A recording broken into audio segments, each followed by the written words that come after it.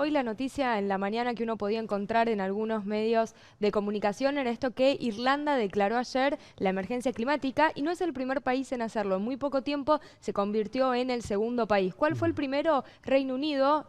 Hace unas semanas el Parlamento británico fue el que declaró esta emergencia climática. ¿Y de dónde viene esto de declarar la emergencia climática? ¿Te acordás que hace más o menos un mes empezamos a hablar de Extinction Rebellion, este movimiento que sobre todo en distintas ciudades de Reino Unido, pero principalmente en Londres, estuvo casi 2 semanas haciendo distintas manifestaciones, donde hubo detenidos, ¿sí? Y en donde, digamos, el reclamo era contundente respecto de la necesidad de actuar frente al cambio climático. La primera demanda que ellos tenían, y acá me parece muy interesante el concepto que utilizaban, era que ellos le pedían a los gobiernos, digan la verdad. Y acá viene lo de la necesidad de declarar la emergencia climática. Ahí estamos viendo algunas de las manifestaciones que, por ejemplo, hacían ante el Parlamento de la Unión Europea. Entonces ellos lo que exigían en una de sus demandas era que los gobiernos declaren la emergencia climática porque de esa forma están reconociendo que la situación actual del cambio climático requiere de, digamos, tal gravedad que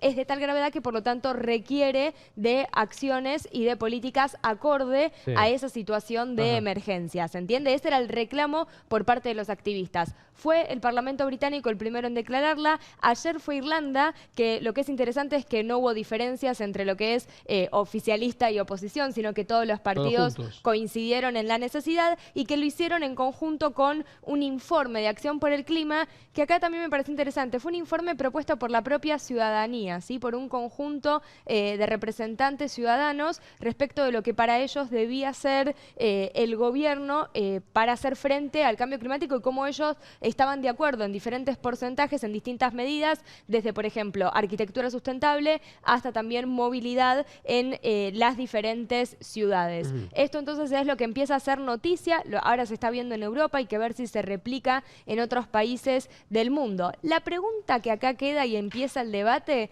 es, ok, pero ¿qué significa realmente que un país declare la emergencia climática? ¿Cómo repercute eso en la práctica, es decir, en las políticas? Y eso es lo que todavía no tiene una respuesta concreta.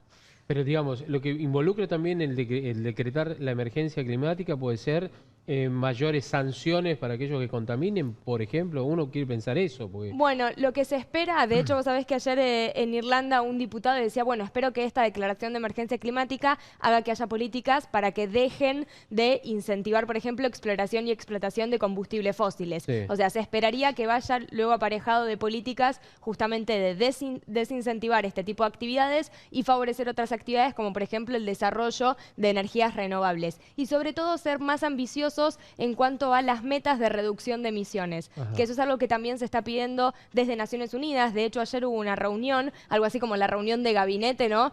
Con el secretario general y, digamos, y los diferentes empleados, los diferentes líderes ahí de Naciones Unidas, y todos llegaron a esta idea de que los gobiernos, los estados tienen que presentar, sí, metas más ambiciosas y más urgentes, y sobre todo me pareció bueno un término que usaron, más realistas, ¿sí? Porque también acá tampoco se trata de decir, bueno, para 2030 somos carbono neutro, o sea, no generamos emisiones de carbono, pero después eso no se puede cumplir, sino que también las metas y las políticas tienen que ser realistas. ¿Y esto por qué es? Este año es muy importante. En septiembre, en Nueva York, en Naciones Unidas, el secretario general convocó a todos los estados para que ahí presenten cómo vienen trabajando en hacer más ambiciosas sus políticas climáticas. Y ahí nos vamos a dar cuenta de si vienen trabajando más o menos. Ojalá que, bueno, esto repercuta en todo el mundo y por supuesto también en la Argentina para tomar un poquitito también más de conciencia, ¿no? Sí, y en la Argentina vayan agendando el viernes 24 de mayo, los jóvenes van a volver a movilizarse a las 17 horas en la Plaza del Congreso, siguiendo con este movimiento generado, ¿te acordás?,